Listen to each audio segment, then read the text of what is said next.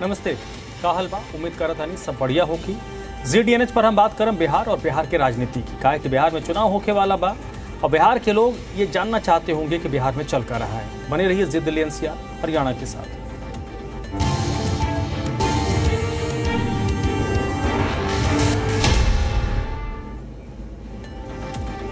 तेजस्वी यादव ने महागठबंधन को लेकर बड़ा बयान दिया है। तेजस्वी यादव ने खुद को महागठबंधन का चेहरा बताया है। तेजस्वी यादव की तरफ से कहा गया है कि बिहार में जो 243 विधानसभा सीट है उन सभी सीटों पर जो चेहरा है वो तेजस्वी यादव का है। तेजस्वी यादव ने ऐलान किया कि सभी सीटों पर तेजस्वी यादव चुनाव लड़ेगा। तेजस्वी के चेहरे को वोट देखकर बिहार की जनता वोट करें।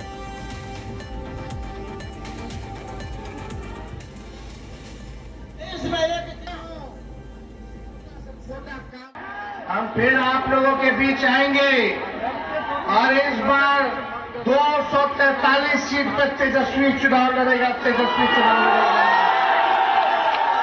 चाहे काटी हो, मुजफ्फरपुर हो, बौछार हो, गाय घाट हो, अपर हमार मुन्ना जी का क्षेत्र हो, हर तेजस्वी चुनाव लड़ने का काम करेगा। आप सब लोगों से अपील है कि तेजस्वी को देख करके वोट दीजिए, तो बिहार को आगे ले जाने का काम करेगा। 2020 विधानसभा चुनाव में क्या स्थिति थी ये भी जान लीजिए। 2020 के बिहार विधानसभा चुनाव में राष्ट्रीय जनता दल ने 144 सीटों पर चुनाव लड़ा था, जिसमें आरजेडी को 75 सीटें मिली थी और सबसे बड़ी पार्टी के तौर पर उभरी थी। ये 2020 की स्थिति आपको बता रहे हैं। कांग्रेस के साथ तब भी गठबंधन था और आरजेडी ने 75 सीटों पर जीत दर्ज की थी। कांग्रेस को 70 सीटें गठबंधन के तहत मिली, लेकिन कांग्रेस सिर्फ 19 सीटों पर जीत दर्ज कर पाई। आरजेडी सबसे बड़ी दल थी, लेकिन 125 सीटों के साथ एनडीए ने सरकार बना लिया। महागठबंधन को 110 सीटों के साथ हार मिली थी और उस वक्त कहा गया था कि अगर कांग्रेस को कम सीटें दी गई होती, राष्ट्रीय जनता दल ज्यादा सीटों पर चुनाव लड़ती, तो शायद कांग्रेस और राजद के गठबंधन की सरकार बन सकती थी। वो बनी नहीं और तीसरी पार्टी होने के बावजूद नीतीश कुमार की अगुवाई में बिहार में एनडीए की सरकार बन गई।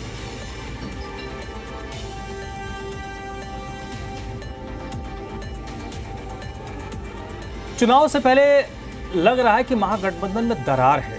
तेजस्वी यादव के बयान पर कांग्रेस कह रही है कि सभी पार्टियां 243 सीटों पर चुनाव लड़ने की तैयारी कर रही है। सीट बंटवारे के बाद हम सभी एक दूसरे को मिलकर मदद करेंगे। तो बीजेपी कह रही है कि तेजस्वी यादव राहुल गांधी से दूरी बनाने की कोशिश कर रहे हैं, जबकि जेडीयू कह रही है कि महागठबंधन के नेताओं को तेजस्वी किनारे कर रहे हैं। वोटर अधिकार यात्रा से जो जनता में उत्साह बढ़ा है और इन दिनों बिहार में जिस प्रकार से गुंडा राज है उसको खत्म करना बिहार की जनता इंडिया गठबंधन के नेतृत्व में चाहती है।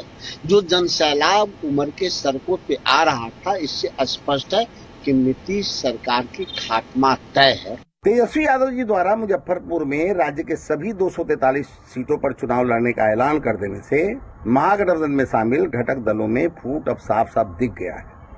इसमें शामिल सभी दल अब अपनी अपनी राहें चुनने में लगे हैं। पर्दे के पीछे इसे कांग्रेस पर प्रहार माना जाएगा।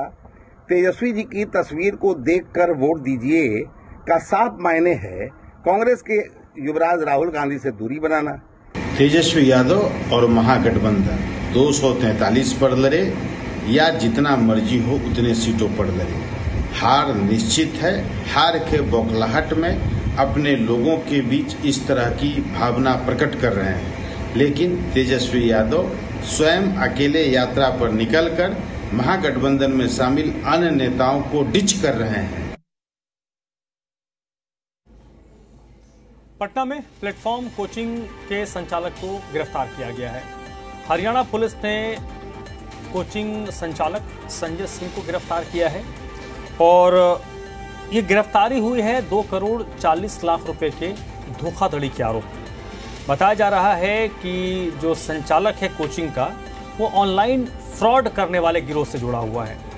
रोहतक थाने में इसको लेकर केस दर्ज हुआ था और अब उस मामले में प्लेटफॉर्म कोचिंग के संचालक को हरियाणा पुलिस ने पटना से गिरफ्तार किया है। पटना के पिरबहौर इलाके से हरियाणा पुलिस ने प्लेटफॉर्म कोचिंग के संचालक संजय सिंह को 2 करोड़ 40 लाख रुपए के धोखाधड़ी के आरोप में गिरफ्तार किया है। उस पर ऐसे गिरोह से जुड़े होने का आरोप है जो लोगों को डिजिटल अरेस्ट कर ठगी करने का काम किया करते थे। मामला रोहतक थाने में दर्ज है, जिसके आधार पर यह गिरफ्तारी हुई है। फिलहाल पूछताछ में संजय सिंह ने यह कबूल किया है कि ठगी के रुपए अपने अकाउंट में मंगवाए थे, जिसके साक्ष्य भी पुलिस ने बरामद किए हैं। ठग गिरोह के सरगना का भी नाम पुलिस को संजय सिंह ने बताया है, जिसके आधार पर पुलिस बिहार के अन्य जिले में छापेमारी कर रही है। प्रकाश सिन्हा, जी मीडिया, पटना। 16 सितंबर से तेजस्वी यादव की बिहार अधिकार यात्रा शुरू हो रही है, जो बिहार के 10 जिलों से होकर गुजरी। ये वही जिला है जो वोटर अधिकार यात्रा के दौरान कवर नहीं हो पाए थे। आरजेडी तेजस्वी यादव के बिहार अधिकार यात्रा से उत्साहित है, तो एनडीए के नेता हमलावर है।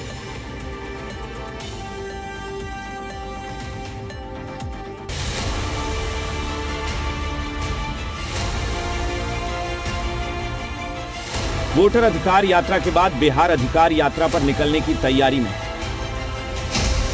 16 से 20 सितंबर तक बिहार अधिकार यात्रा चलेगी। जहानाबाद से यात्रा शुरू होगी। वैशाली में बिहार अधिकार यात्रा संपन्न होगी। 5 दिनों में तेजस्वी यादव जहानाबाद, नालंदा, पटना, बेगूसराय, खगड़िया, मधेपुरा, सहरसा, सुपौल, समस्तीपुर और वैशाली में यात्रा करेंगे।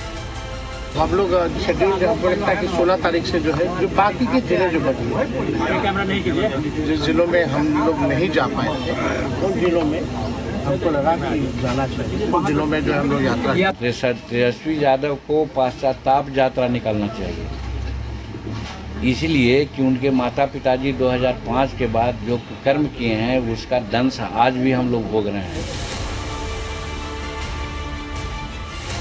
तेजस्वी यादव की प्रस्तावित यात्रा से आरजेडी उत्साहित है, तो बीजेपी तेजस्वी की यात्रा पर अमर्यादित कटाक्ष कर रही है। इंडिया महागठबंधन पूरे विश्वास, पूरे समन्वय, एक दूसरे के प्रति सम्मान का भाव और एक दूसरे के विचारों के साथ आगे बढ़ रही है। इनके यात्रा को अब बिहार की जनता इनके पार्टी का सब यात्रा के रूप में देखेंगे लोग। बीजेपी विवादित बयान दे रही है, तो एनडीए का पूरा कुनबा तेजस्वी की यात्रा पर हमलावर है।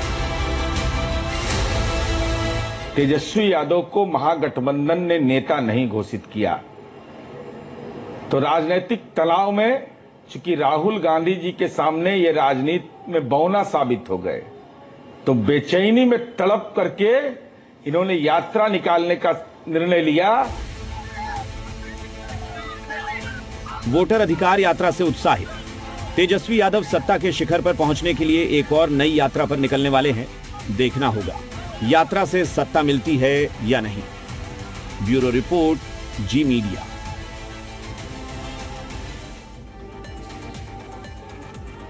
शंकराचार्य अविमुक्तेश्वरानंद सरस्वती बिहार चुनाव लड़ेंगे।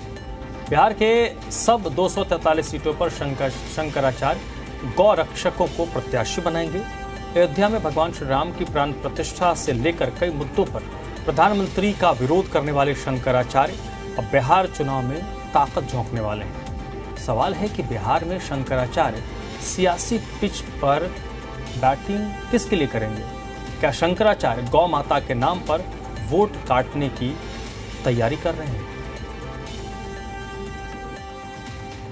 बिहार चुनाव लड़ेंगे शंकराचार्य, गौ रक्षक होंगे शंकराचार्य के प्रत्याशी। सीतामढ़ी से करेंगे सियासी समर का शंखनाद। हिंदुत्व और सनातन को लेकर बेबाक राय रखने वाले शंकराचार्य अविमुक्तेश्वरानंद सरस्वती अब बिहार चुनाव लड़ने की तैयारी में हैं। शंकराचार्य अविमुक्तेश्वरानंद सरस्वती बिहार के सभी 243 सीटों पर चुनाव लड़ेंगे। बिहार में शंकराचार्य के प्रत्याशी गौरक्षक होंगे। चुनाव बिहार में होने जा रहा है, उस विधानसभा चुनाव में बिहार की हर विधानसभा सीट से गौ माता का एक प्रत्याशी चुनाव लड़ेगा। हमारा प्रत्याशी जब नॉमिनेशन फाइनल हो जाएगा सबका, तब उसी में से आपको पता चल जाएगा कि ये है। उसके पहले हम नाम बोलेंगे ही नहीं, बताएंगे, क्योंकि हम बता देंगे तो उसका नॉमिनेशन बचा नहीं रह पाएगा, हम जानते हैं। अयोध्या में श्री राम मंदिर में प्राण प्रतिष्ठा पर प्रश्न चिन्ह लगाने वाले शंकराचार्य गौरक्षा के लिए सीतामढ़ी से यात्रा शुरू करने वाले हैं। हमारी माँ मारी जा रही हो, बोटी बोटी करके बेची जा रही हो, हम उसके बेटे बेटियां धर्मनिरपेक्षता का स्वांग रचते रहें, ये हम स्वीकार नहीं कर सकते। पटना के महावीर मंदिर से शंकराचार्य ने बिहार चुनाव की हुंकार भरी तो सियासत सुलग उठी। लालू यादव की पार्टी की दलील है कि अब भावनात्मक मुद्दे पर किसी को वोट नहीं मिलने वाला है, तो बीजेपी का दावा है कि बिहार में एक बार फिर से एनडीए की बहुमत वाली सरकार बनेगी। देखिए, बिहार की जनता के मूल मुद्दे हैं पढ़ाई लिखाई, दवाई, सिंचाई, कमाई, सुनवाई और करवाई। अब बिहार की राजनीति में भावनात्मक मुद्दे के आधार पर किसी को वोट मिलने वाला नहीं है। देखिए, बिहार की जनता ने फिर से एक बार मन बना लिया है, 2025 फिर से नीतीश, और बिहार की जनता एनडीए के विकास के साथ है। शंकराचार्य के बयान को कांग्रेस हिंदुओं की आस्था से जोड़कर देख रही है, तो जेडीयू शंकराचार्य के बयान को निजी बता रही है। शंकराचार्य महोदय का ये कड़ा संदेश है। भारतीय जनता पार्टी गौ माता और गौवंश की रक्षा के नाम पर चुनाव में वोट मांगती है और चुनाव के बाद देश को सबसे बड़ा बीफ निर्यातक बना देती है। शंकराचार्य महोदय ने जो भी कहा है, यह उनकी निजी राय हो सकती है। बिहार में चुनाव लड़ने का सबका अधिकार है। संविधान हमें अधिकार देता है कि कोई भी व्यक्ति चुनाव लड़ सकता है। ऐसा नहीं है कि शंकराचार्य पहली बार चुनावी समर में उतरेंगे। इससे पहले वो प्रधानमंत्री नरेंद्र मोदी के खिलाफ वाराणसी से भी प्रत्याशी उतार चुके हैं। पटना से निषेध और सन्नी की रिपोर्ट, जी मीडिया।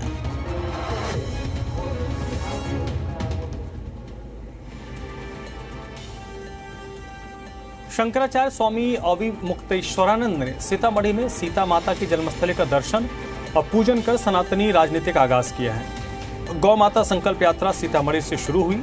शंकराचार्य ने कहा कि सनातन धर्म की रक्षा तभी संभव है जब हम गौ माता का संरक्षण करेंगे। गौरक्षा हमारी आस्था का विषय ही नहीं बल्कि हमारे समाज और संस्कृति की आधारशिला है। उन्होंने सभी लोगों से आग्रह किया कि आगामी विधानसभा चुनाव में केवल उन्हीं प्रत्याशियों को वोट दें जो गौरक्षा को लेकर स्पष्ट और दृढ़ संकल्पित हों।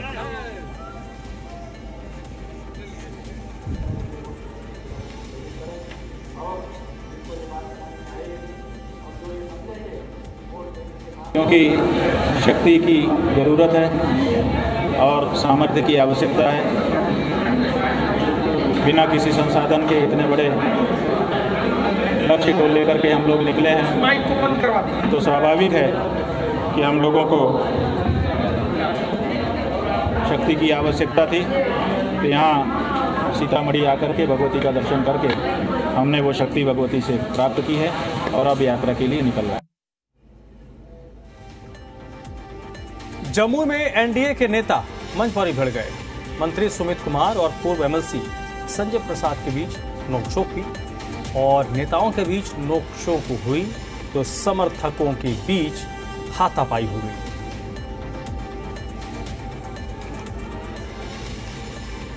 तो जमुई के मंच पर एनडीए के नेता आपस में भिड़ गए और वजह जो बताई जा रही है कि बिहार सरकार के मंत्री हैं सुमित कुमार और पूर्व एमएलसी है संजय प्रसाद। इन दोनों के बीच नोकझोंक हुई,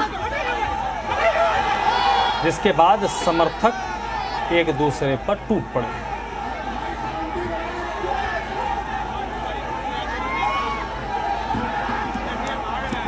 ये तस्वीरें देखिए, जमुई का ये मंच है। संजय प्रसाद और सुमित सिंह एक तरफ मंत्री हैं तो दूसरी तरफ पूर्व एमएलसी हैं, उनके बीच नोकझोंक हुई। और नोकझोंक हुई तो जो समर्थक थे वो मंच पर चढ़ गए और उसके बाद एक दूसरे को किस तरीके से उन्होंने देखा उसकी तस्दीक की तस्वीर कर रही है।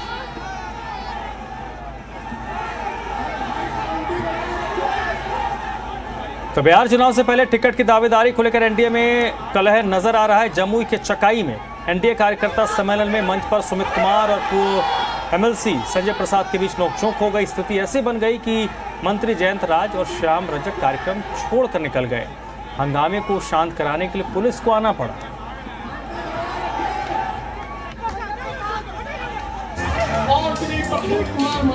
जमुई में मंत्री सुमित कुमार और पूर्व एमएलसी संजय प्रसाद के बीच कुछ यूं कहासुनी हुई।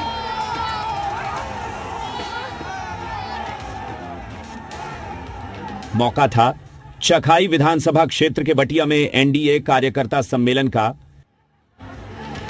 जैसे ही कार्यक्रम शुरू हुआ, मंत्री सुमित कुमार और पूर्व एमएलसी संजय प्रसाद के समर्थक नारेबाजी करने लगे। धीरे धीरे माहौल गर्म हुआ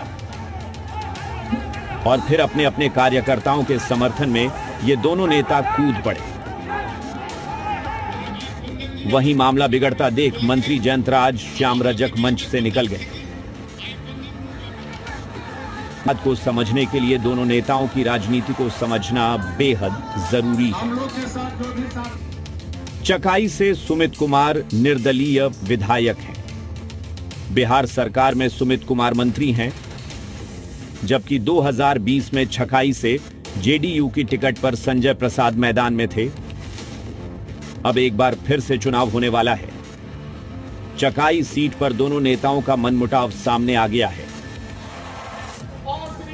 पुलिस ने एनडीए के इन दोनों नेताओं को मंच पर शांत तो करा दिया है, लेकिन दिल में जो तूफान उठा है वो अभी शायद शांत नहीं हुआ है। अभिषेक, जी मीडिया, जमुई।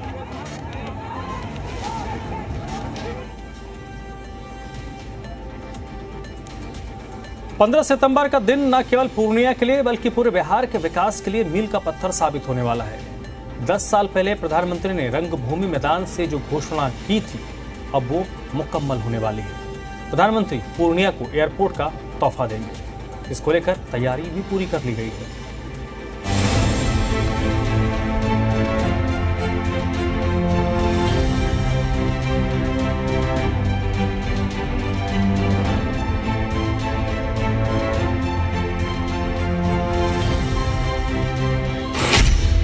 खत्म हुआ सालों का इंतजार, सीमांचल का सपना साकार। 15 सितंबर को पूर्णिया से उड़ान, विकास को मिलेगा नया आयाम। पटना, गयाजी, दरभंगा के बाद अब सीमांचल में बना पूर्णिया एयरपोर्ट उड़ान भरने के लिए तैयार है। जिस पल का सीमांचल के लोगों को बेसब्री से इंतजार था, वो दिन करीब आ रहा है। 15 सितंबर को पीएम मोदी पूर्णिया को एयरपोर्ट का तोहफा देने जा रहे हैं, जिसे लेकर सारी तैयारी मुकम्मल की जा चुकी है। आने वाले वक्त में पूर्णिया एयरपोर्ट बिहार का सबसे बड़ा एयरपोर्ट होगा। जेडीयू के कार्यकारी अध्यक्ष और राज्यसभा के सांसद संजय झा ने बताया कि उड़ान योजना के तहत इसकी शुरुआत की जा रही है। ये एयरपोर्ट क्या है? ये उड़ान स्कीम का एयरपोर्ट है। उड़ान स्कीम प्रधानमंत्री मोदी जी ने पहली बार देश में लेके आए कि जो कैपिटल सिटी है उससे भी दूसरे जगह जो छोटा शहर है वहां भी ले जाए। पूर्णिया एयरपोर्ट में करीब 2.8 किलोमीटर लंबा रनवे है, जो बड़ी कमर्शियल फ्लाइट्स के लिए भी पर्याप्त है। ये बिहार, बंगाल और उत्तर पूर्वी भारत को जोड़ने वाला एक अहम हब बन सकता है। व्यापारिक महत्व की अगर बात करें तो पूर्णिया और सीमांचल इलाका कृषि और व्यापार का बड़ा केंद्र है।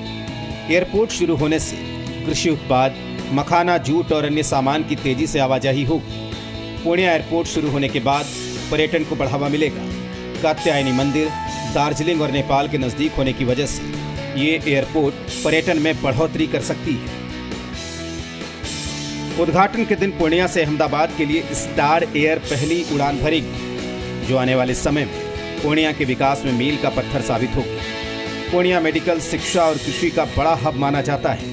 हवाई सेवा शुरू होने से जहां समय की बचत होगी, वहीं रोजगार को भी बढ़ावा मिलेगा। मेडिकल की व्यवस्था में फायदा होगा, रोजगार के सृजन में फायदा होगा, लोगों को जाने आने की में समय का जो सबसे बड़ा महत्व बोलते हैं कि टाइम इज मनी, उसमें फायदा होगा। पूर्णिया एयरपोर्ट को लेकर लंबा आंदोलन चला। अब वर्षों पुरानी मांग पूरी होने जा रही है।